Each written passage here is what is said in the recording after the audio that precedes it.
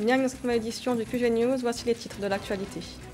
Au Nigeria, après l'attaque qui a tué au moins 23 personnes au centre du pays, un couvre-feu a été mis en vigueur dans l'état du plateau. Les violences ont été qualifiées de criminelles par le gouverneur de la région.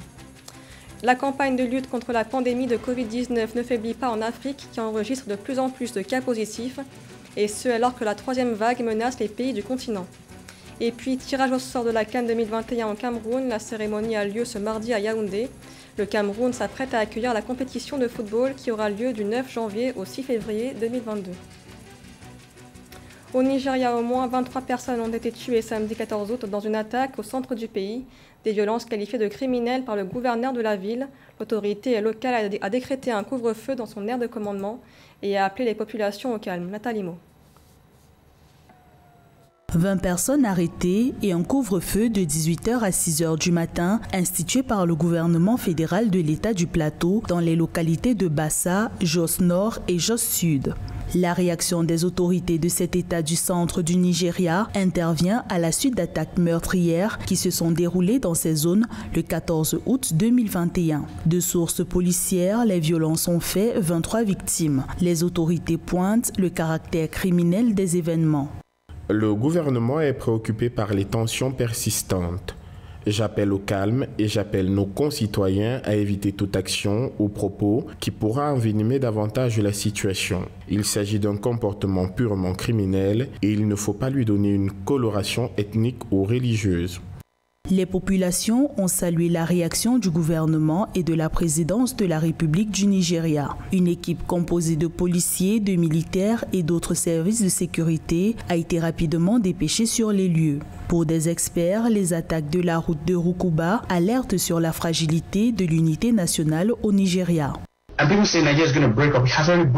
Certaines personnes pensent que l'unité nationale est en danger au Nigeria, mais en réalité, la nation est déjà en train de se disloquer. Pendant qu'on attend un événement cataclysmique qui va sceller le sort de notre pays, des épiphénomènes se déroulent tous les jours et il faut faire quelque chose pour arrêter cela. L'État du Plateau est connu pour ses affrontements récurrents entre agriculteurs et éleveurs. Depuis 20 ans, ces deux groupes se disputent pour le contrôle des ressources, de l'eau et des terres. Et dans l'actualité également, le port de Cotonou au Bénin se modernise, un projet qui fait partie du plan directeur de 2021-2025 qui vise à rénover les infrastructures et équipements Et dans l'actualité également, le port de Cotonou au Bénin se modernise, un projet qui fait partie du plan directeur 2021-2025 qui vise à rénover les infrastructures et équipements et également étendre le port. Les travaux d'un coût évalué à 255 milliards de francs CFA devraient permettre notamment d'améliorer l'accès pour les plus grands navires. Rappelons que le port autonome de Cotonou est le poumon de l'économie du pays. Un nouveau gisement d'or a été découvert au Niger. Cette mine d'or est située dans la région de Maradi, au sud du pays, à la frontière avec le Nigeria. Des centaines d'orpailleurs s'activent dans la région pour tirer profit de ce gisement. Rappelons que le Niger a produit en 2020 134 kg d'or. Samantha Sabero. Au Niger, un nouveau gisement d'or colossal a été découvert. Le nouveau gisement d'or vient d'être trouvé à Kwandago, une localité située dans le département de Madaroufa, dans la région de Maradi, au sud, près de la frontière nigériane. En effet, les tout premiers orpailleurs qui ont pris d'assaut le site ont témoigné de la présence du précieux métal. Quel que soit le minerai, la découverte d'un gisement reste toujours une bonne nouvelle pour un pays. La découverte récente d'un nouveau gisement d'or dans le sud du Niger reste un fait réjouissant, de surcroît dans le contexte actuel caractérisé par la crise sanitaire. Il incombe à présent aux autorités du pays de tout mettre en œuvre pour reprendre le contrôle du site, qui fait actuellement et malheureusement l'objet d'une exploitation anarchique à travers la mise en place d'un dispositif de sécurité important afin d'éviter que les bandits n'infiltrent le site. Grâce à la découverte du métal jaune, la localité de Kwandago est devenue très attractive. Des orpailleurs venus de la région et de pays voisins, notamment le Nigeria, taillent des portions de sol pour la recherche du précieux métal, l'or, et le commerce s'active progressivement. Malgré leur enthousiasme, les orpailleurs se disent inquiets quant à la situation sécuritaire de la région, marquée par un banditisme accru. Il faudra trouver un industriel avec qui il faudra bien négocier les contrats miniers et prêter plus d'attention à l'environnement pour favoriser une meilleure exploitation de l'or. Ainsi, les pays pourraient obtenir des retombées importantes pour son économie, tels que des rentrées fiscales et des emplois pour les jeunes. Toutefois, il faudra veiller à ce que la future exploitation puisse pleinement profiter à la population et rompre avec le paradoxe troublant de pauvreté dans l'abondance qui connaissent malheureusement de nombreux pays africains très riches en ressources naturelles. Maradi devient donc la troisième région du Niger à produire désormais de l'or après Tillabéri et Agadez. Dans un contexte mondial morose dû à la pandémie du nouveau coronavirus, le Niger a produit officiellement environ 134 kg d'or en 2020 d'après la BCAO. La campagne de lutte contre la pandémie de Covid-19 se poursuit en Afrique. Selon les rapports officiels du 12 août, le continent affiche de plus en plus de cas positifs. À l'approche de la troisième vague de Covid-19, certains pays de l'Afrique du Nord et de l'Est sont quant à eux confrontés à la quatrième vague. Marie-Raphaël Antolo. Selon le directeur des centres africains de contrôle et de prévention des maladies en Afrique, Africa CDC, le continent affiche de plus en plus des cas positifs à la très redoutée troisième vague de Covid-19. 60% des pays membres du CDC Afrique, des membres de l'Union africaine, expérimentent actuellement la dite troisième vague. Par ailleurs, l'Algérie, le Kenya, la Somalie et la Tanzanie sont entrés en pleine quatrième vague, selon John Kengasong, directeur du CDC Afrique.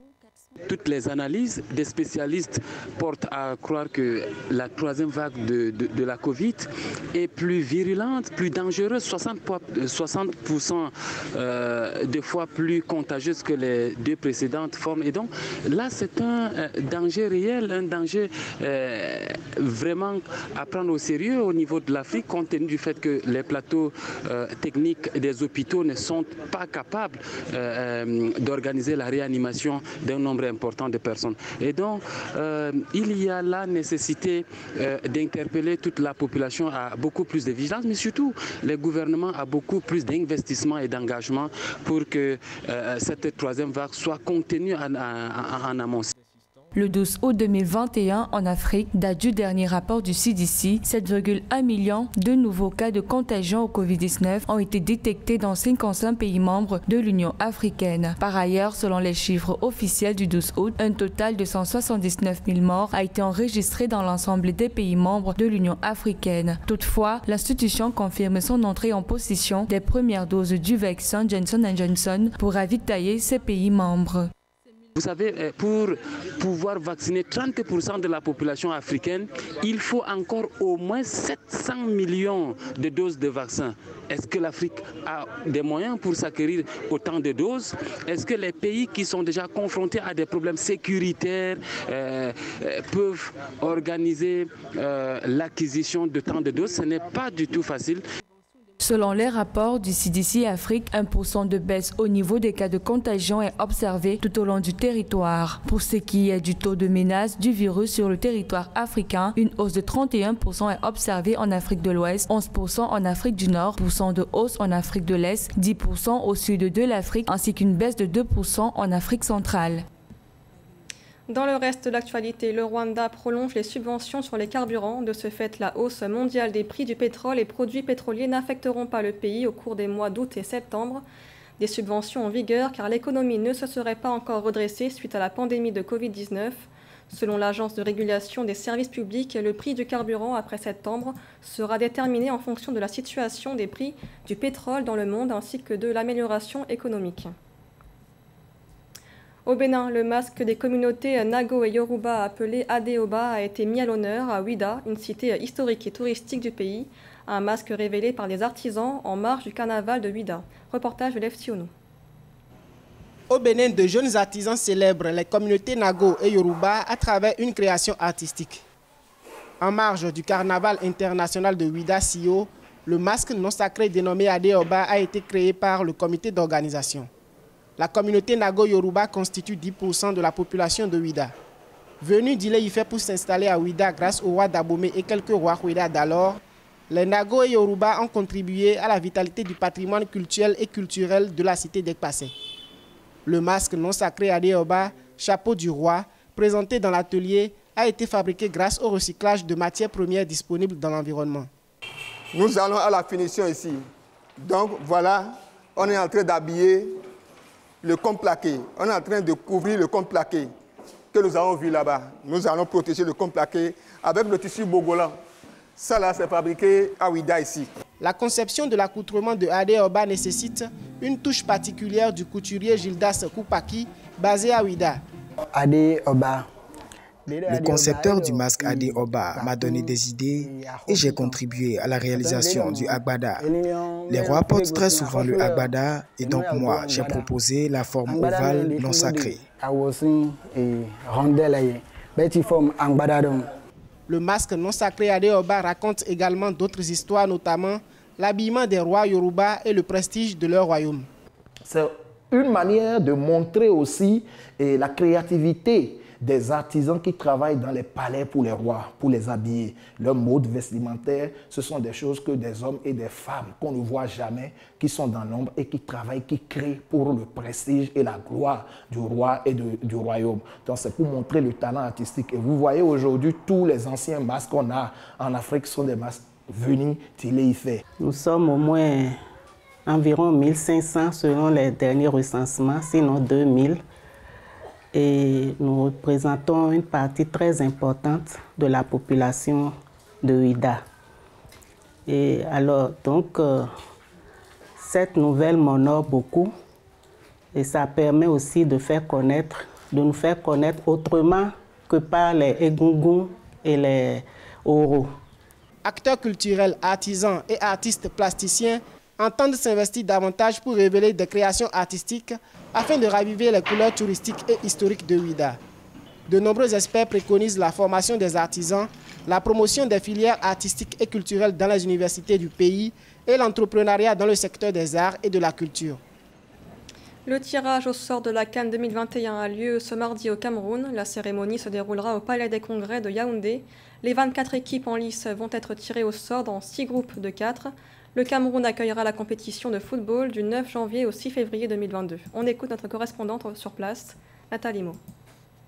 À 18h, temps universel, ce 17 août 2021, le Palais des Congrès de Yaoundé accueille la cérémonie de tirage au sort de la Coupe d'Afrique des Nations CAN Total Énergie 2021 qu'organise le Cameroun.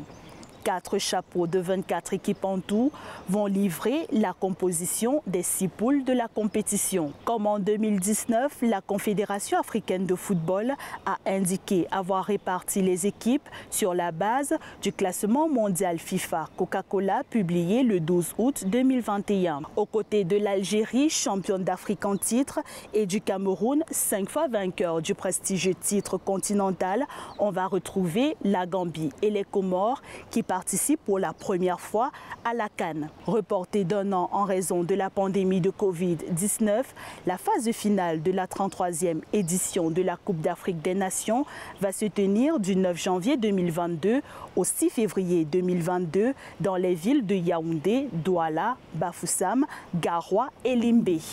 Ce journal a été réalisé par l'ensemble de la rédaction. Merci de l'avoir suivi. L'information continue sur Africa 24.